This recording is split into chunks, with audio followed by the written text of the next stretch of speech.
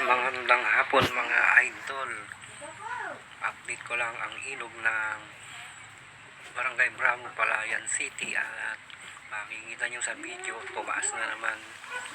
Kaya ang manggagawa ng tulay ay patuloy pa rin gumagawa at inihahanda ang mga bakal na kakailanganin ng mga poste ng tulay.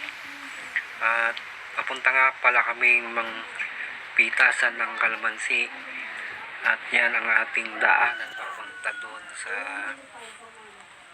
may hagdanan ng tulay. At nandyan ang mga equipment ng gumagawa. Nandyan ang mga crane, ang mga backhoe at mga bakal na ilalagay doon sa mga kailangan ng tulay. Dahil sa patuloy na pag-ulan-ulan ay lumalim ang ilog ng Barangay Bravo sa pagitan ng Natividad, kaya hindi makadaan ng mga sasakyan papunta sa Palayan.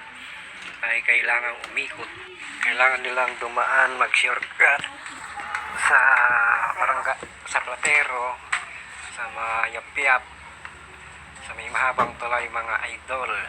Kasi mayroong ibang naliligaw pa, kaya pag napanood nyo ang video na ito ay alam nyo na kung saan kayo dadaan.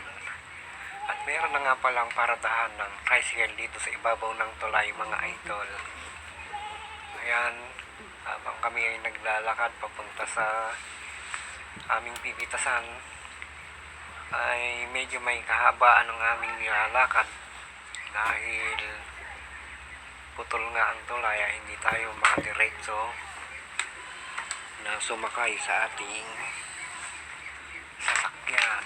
Yan ang dating hagdan sa kabila na nakyatan namin, at inabot na nga ng tubig kaya hindi kami pwedeng dumaan.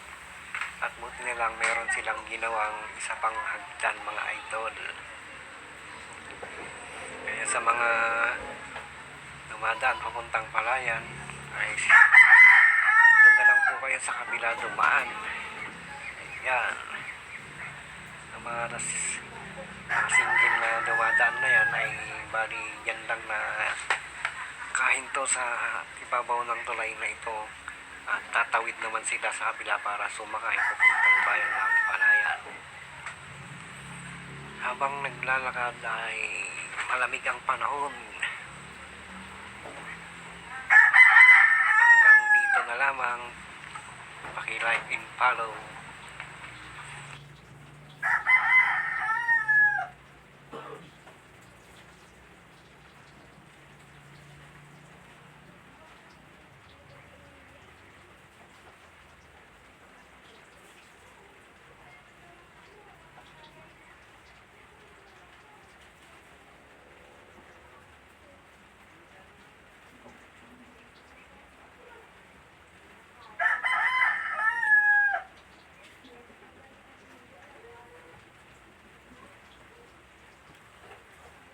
Ang bango ng mantikang mantika kasi ng ano yun.